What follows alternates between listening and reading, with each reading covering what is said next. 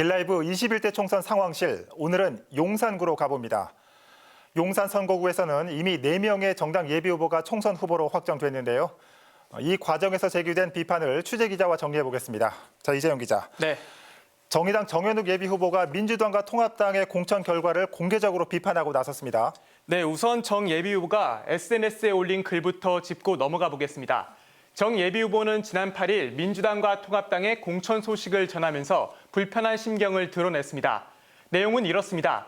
민주당의 권혁기와 통합당의 황춘자 예비후보는 어디 가고 강태훈과 권영세 예비후보가 공천이 됐다.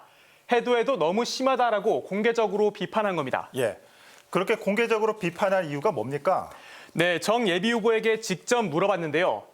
정 예비후보는 오랜 기간 용산 선거구에서 정치 활동을 해온 분들이 당 공천을 탈락한 것에 대한 문제 제기라고 답했습니다. 예.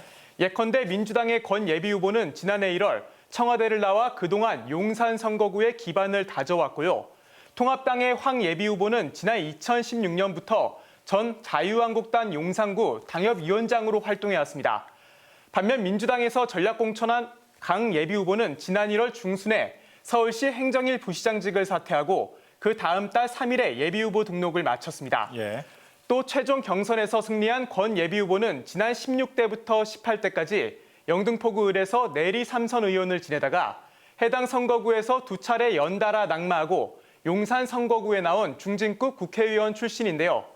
속된 말로 굴러온 돌이 박힌 돌을 빼낸 상황을 지적한 겁니다. 네, 이 상대 정당의 공천 문제를 제기한 건 상당히 이례적이지 않나 싶습니다. 자, 이에 대해서 이 해당 정당의 예비 후보들은 어떤 반응을 보였는지 궁금한데요. 네, 일단 민주당의 예비후보들 반응부터 SNS를 중심으로 살펴봤는데요. 예. 권혁기와 선종문, 임채원 예비후보는 공개적으로 여기에 대한 언급을 하지 않았습니다.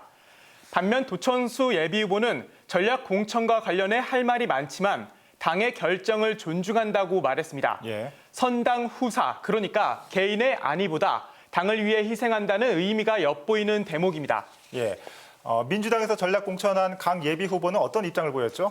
네, 강 예비 후보는 보도자료를 통해 후보 확정 후 무거운 책임감을 느낀다라고 밝혔습니다. 그러면서도 용산 발전이 최우선 과제라고 말했습니다. 예. 또 자신이 영입 제안을 받고 당에 입당한 과정과 진영 국회의원 그리고 성장현 용산구청장의 암묵적인 지지를 받고 있다고 강조하기도 했는데요. 당내표를 한데 모으기 위한 것으로 풀이됩니다. 예. 무거운 책임감을 느끼지만 이견은 없다라는 뜻인 것 같습니다. 미래통합당은 어떻습니까? 네, 사실 경쟁 한 번 없이 전략 공천을 한 민주당과 달리 통합당에선 3명의 예비후보가 최종 경선을 벌였죠. 결과는 권 예비후보의 승으로 마무리됐는데요.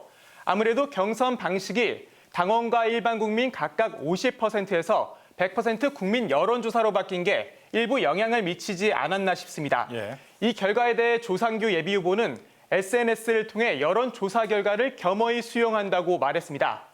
또 후보로 확정된 권 예비후보의 건승을 기원했습니다. 반면 황 예비후보는 아직까지 공식 입장을 내놓지는 않았습니다. 상심이 큰 것으로 보이는데요. 정치계 일각에선 지난 20대 총선과 6대 지방선거에서 낙마한 경험이 있고 이번엔 공천에서 탈락한 만큼 황 예비후보의 재기가 쉽지 않다는 전망이 조심스럽게 나오고 있습니다. 네. 권영세 예비후보는 본선행 티켓을 거머쥐었는데 어떤 입장을 보이고 있죠? 네, 권 예비후보는 지난 수년간 견디기 힘든 수많은 굴욕과 역경이 있었다고 말을 했습니다.